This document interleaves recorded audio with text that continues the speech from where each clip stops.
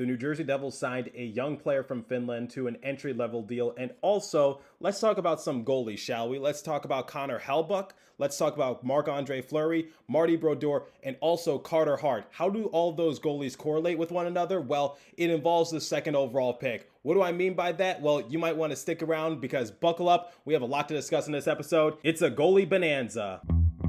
You're Locked On Devils, your daily podcast on the New Jersey Devils. Part of the Locked On Podcast Network, your team every day. Hi, this is Bryce Salvador, and you're Locked On Devils with Trey Matthews. Elliott scores! Oh, Stevens stepped up, nailed it. Brodeur has got the puck. What a shot. The Devils win the Stanley Cup. Alrighty now, what is up, New Jersey? Welcome back to the Locked On Devils podcast here on the Locked On Network. I'm your host, college hockey play-by-play announcer, and also Devils writer for Pucks and Pitchforks, Trey Matthews. Man, it feels as though the draft is right around the corner, but I got to keep telling myself that it's still nearly 2 months away. It will take place the day before my birthday, so just giving you guys that early heads up. But for today's episode, we got some prospect news and also another take when it comes to the second overall pick.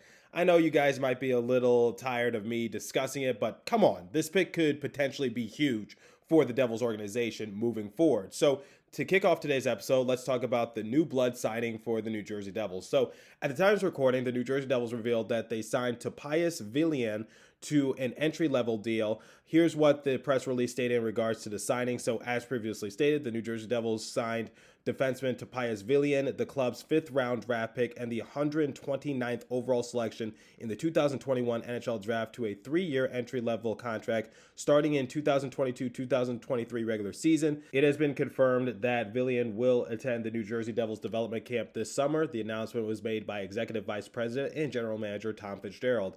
Vilen played in 50 games this past season for Lahden, I hope I'm pronouncing that correctly, in Finland's top professional ice hockey league, and tallied 6 assists. It's worth mentioning that he was the youngest rostered player for the Lahti Pelicans' 2021-2022 campaign. Additionally, Vilen played in 3 postseason games with the Pelicans during their playoff run. He represented his country in the World Under-17 Hockey Challenge in 2020 and the International Ice Hockey Federation's Under-18 World Junior Championship in 2021. In the 2021 World Junior Championship, Vilen served as an assistant captain and collected 4 assists. So here's my thing about Vilen. When the news was told to me by my buddy Jersey Joe, I quite honestly just had a straight face. I was just like, oh, okay. You know, I guess it's great to have another defenseman, because I told you guys his stats. He literally has no offense to him. So we're just going to get a defensive-minded type of player. But if he's anything like Siegenthaler, where he has to rely on like sort of the advanced analytics to show how consistent he can be, I don't really expect really much from this kid, because there's just nothing that really impresses me about him. I've seen you guys react to it on Twitter. A lot of you don't even know who he is. So quite honestly, I'm not going to sit here and pretend that I know a lot about the kid, but I will definitely give him a chance. And, you know, we can always use some defense, but, you know, Jersey Joe even told me that the one thing you could expect from this kid is just having that defensive-minded style of play. So once again, you know, we love Jonas Siegenthaler, and Jonas Siegenthaler provides little to no offense, and he's one of our more consistent defensemen. So if Vilen is able to just be sort of a Jonas Siegenthaler type of player, where if he's not going to provide any offense, then, you know, at least maybe he could shut it down on the defensive side of things. Jersey Joe was, you know, passing me along all this information in regards to his style of play. And like I said, there's just nothing that really impresses me about him. But Jersey Joe said that he's excited for his shutdown defense. But the thing about projections, while we're still on the topic of that, his star probability was at one time 3%. Now it's dropped down to 1%. And his NHLer probability, it was once at 21%, and it dropped down to 7%. So we'll see what his overall development has in store. But signed his entry-level deal, and I guess the New Jersey Devils saw something in him that we haven't been able to see quite yet. Obviously, he was playing overseas. He was playing in Finland, so we don't have too much information on him. But the one thing I could say is that, you know, I'll give Topias Vilen a chance, and hopefully he is able to provide that shutdown type of defense. And I just want to make things clear. I am not trying to pass up on the kid at all because Lord knows that we've gotten lucky when we've drafted relatively low because, like I said, he was a 5th round draft pick. He was drafted 129th overall. So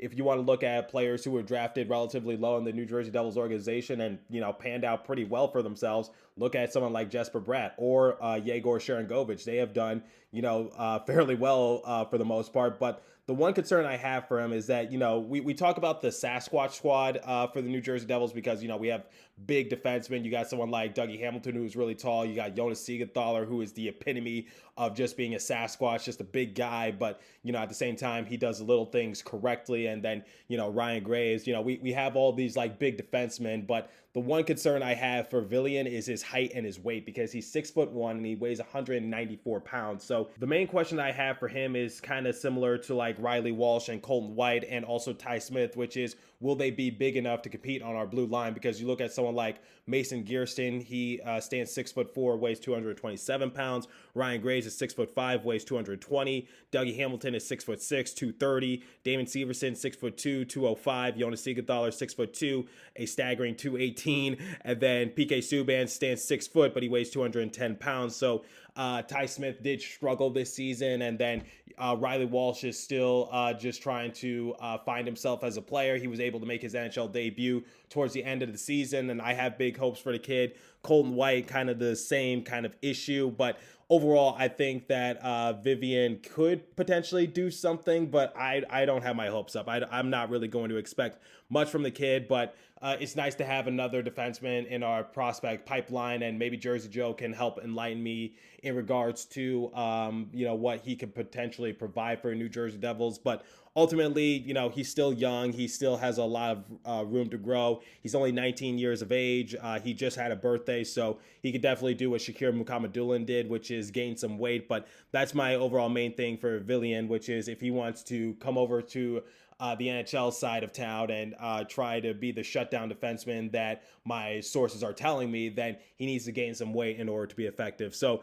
anyway, Topias Vilen signed his entry-level deal with the New Jersey Devils once again. And before we talk about the second overall pick, I want to give you guys the next live read, and it comes from a partner that has a product that I literally use every day. So I started taking AG1 because I wanted to be healthier. I wanted to be happier. Sometimes I have trouble sleeping at night. My body's a temple, and I got to start treating it as such. And you're probably thinking to yourself, well, what is this stuff? Well, with one delicious scoop of AG1, you're absorbing 75 high-quality vitamins, minerals, whole food source superfoods, probiotics, and adaptogens to help start your day right. This special blend of ingredients supports your gut health, your nervous system, your immune system, your energy, recovery, focus, and aging, all those things. So here's the thing. It's a lifestyle that's friendly, whether you eat keto, paleo, vegan, dairy-free, or gluten-free. Contains less than 1 gram of sugar, no GMOs, no nasty chemicals or artificial anything, while still tasting good, supports better sleep quality, and recovery, supports mental clarity and alertness. It's one of the things that's the best with Athletic Greens. It uses best of the best products based on the latest science with constant product iterations and third-party testing. So here's the thing. Right now, it's time for you to reclaim your health and arm your immune system with convenient daily nutrition. It's just 1 scoop in a cup of water every day. That's it. No need for a million different pills and supplements to look out for your health. To make it easy, Athletic Greens is going to give you a free 1-year supply of immune-supporting vitamin D and 5 free travel packs with your first purchase. All you have to do is visit athleticgreens.com/NHL Network. Again, that is athleticgreens.com/NHL Network to take ownership over your health and pick up the ultimate daily nutritional insurance. And now, this second live read comes from our friends at BetOnline.net. So our partners at BetOnline continue to be the #1 source for all your betting needs and sports info. Find all the latest odds, news, and sports developments, including this year's basketball playoffs, MLB season, NHL Stanley Cup playoffs, scores, fights, and even the next NFL futures. BetOnline is your continued source for all your sport wagering information, from live betting to playoffs, esports, and more. Head to the website today or use your mobile device to learn more about the trends in action. BetOnline, where the game starts. Please remember to gamble responsibly and visit our friends at Locked On Bets for all your betting needs there as well. Okay, so let's talk about the second overall pick and what not to do with it. So AllAboutTheJersey.com recently released an article in regards to the pick and goalie situation that the Devils have, and I kind of agree with their assessment. But first, let me give you guys sort of a backstory as to why I want to use this as a talking point in today's episode. So for the past few days, I've been talking about all sorts of outcomes and scenarios that the New Jersey Devils can do with the second overall pick. Obviously, it seems like you guys are pretty set on keeping the pick. I'm not saying you guys are wrong, but I'm just saying from my point of view that it wouldn't hurt Tom Fitzgerald in the front office to potentially see what they could get with that second overall pick, because I said a few episodes ago that the higher pick that the New Jersey Devils had, then the more likely that it will be easier to trade for a big name target. So some names that come to mind that I've been seeing in the rumor mill for the New Jersey Devils are Timo Meier, Matthew Tkachuk, possibly Quinn Hughes once again. Obviously, I talked about Kevin Fiala in yesterday's episode. I put out a poll on Locked On Devils Twitter page, and it seems like you guys are big on the New Jersey Devils trying to call up the Calgary Flames and trying to get Matthew Tkachuk, which, by the way, Tom Fitzgerald and Matthew Tkachuk are cousins from what I remember. So they definitely have a family connection. So there's that. There could be a little bit of nepotism, but digressing a little bit, you guys are set for the most part, unless it's like a huge name player that can shapeshift our organization overnight and can potentially just, be a better player than Jack Hughes, Nico Hischier, and also Jesper Bratt. You guys are set on just trying to use the second overall pick to maybe get Nemish or Slavkovsky, whatever the case might be. Not saying, once again, I'm not saying you guys are wrong, but I do just want to see what the New Jersey Devils could potentially do with it. Just explore all possible avenues. Now, when talking about the second overall pick, someone actually brought to my attention on Twitter yesterday saying, shouldn't the New Jersey Devils focus on goaltending? And to that person, I responded by saying, yes, that is theoretically true. The one of the main issues, if it wasn't like the special team execution, was goaltending, like in between the pipes for the New Jersey Devils. But the reason I don't really talk about the goaltending issues as much for the New Jersey Devils is just because they just had a string of bad luck. So we lost Mackenzie Blackwood. We lost Jonathan Bernier. Blackwood was our starter. Bernier was our backup. So we just lost our tandem goalie options right there. So I believe the New Jersey Devils had to use 7 goalies throughout the course of the season just to have some help at the position. And obviously, I get that goaltending was a huge red flag for the New Jersey Devils. But the reason why I'm not saying use the second overall pick in a trade to possibly get a top-notch goalie is because I really feel as though when it comes to the goaltending position, out of all the players on the rink, they have like the least amount of years in them, because you're rarely going to find a goalie who is able to reach their mid-30s and still be as effective as they once were a few years ago. So I feel as though someone like Jack Hughes, the older he gets, it's going to be like fine wine, which is like he'll just continue to get better. Same with Nico Hischier and Jesper Bratt. I feel like with goalie, there's other circumstances to try to help out the situation. So I remember I did a silly season episode, I believe a couple of months ago, in regards to like Marc-Andre Fleury and also Jack Campbell. I talked about maybe you can convince Marc-Andre Fleury to come to New Jersey if the New Jersey Devils are able to shapeshift their roster and organization to the point where we're just one piece away, which is the goalie position, from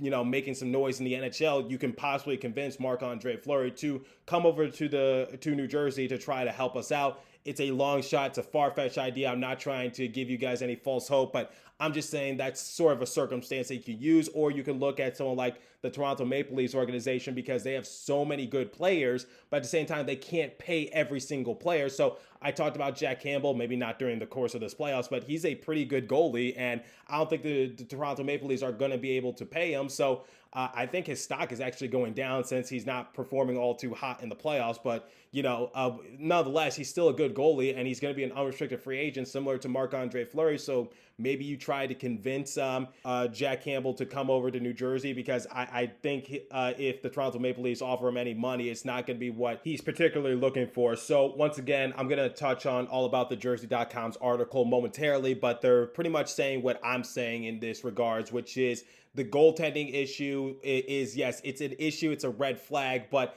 at the same time, I don't think it's worth trading away the second overall pick to try to get better in that category, because I feel as though with that second overall pick, they could give us 10 or so years, because Jack Hughes is definitely going to give us 10 years. Nico Hischier is the same way. And then you look at Jesper Bratt, I'm sure he's destined to spend 10 years with the organization, but we're not going to get another Marty Brodeur where we're going to get a long-term goalie like that, because Marty Brodeur comes once every blue moon. It's not going to happen too often, because Marty Brodeur had a lengthy career. His only blemish was going to the St. Louis Blues in the final year of his career. But still, digressing a little bit, we're not going to get another Marty Brodeur, if that makes sense, because that doesn't come around too often. So let's talk about the Jersey.com's article real quick and go over what they're basically saying. So verbatimly from their article, they said that the possibility of going after one of the big name goalies speculated to be available. The headliner of the group would clearly be Connor Hellebuyck. He's a top 5 goalie in the NHL and has been for a few years. He falls into the category of players that have tricked their organizations into thinking their rosters are better than they actually are.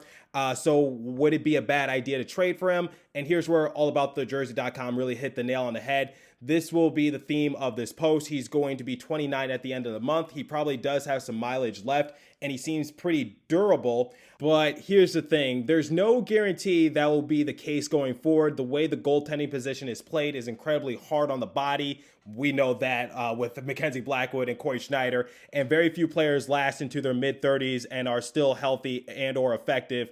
So according to the statistics, work on aging curves and goalies shows that 30 is where you really start to see a decline in performance at the position, and Devils fans don't have to dig too far back to know how quickly things could go downhill for even an elite goalie after an injury or two. On top of this, the Devils have to think long-term in net. They need a solution now, but if they only think about now, they'll be in the same position 2 to 3 years from now dealing with the same problem. So it's the same issue that we have with Mackenzie Blackwood, which is he's supposed to be a long-term solution, but unfortunately, he's going down the same path as Corey Schneider, which is we only really rely on him, and the injuries are starting to get to him. And while I still have faith in him, his career is declining just a bit. So I agree with allaboutthejersey.com wholeheartedly in this regards, because if we were to go after someone like Connor Hellebuyck, how many years could he realistically provide for us? Now, Hellebuyck has had a fantastic career so far. He's a 2-time All-Star, and he was a Vezina Trophy winner back in 2020, and he has been fantastic with the Winnipeg Jets. But, you know, it goes back to that question, how many years could he realistically provide for us, and does that really make us a playoff team? Well, maybe it can make us like a wild card team if we have decent goalie and then,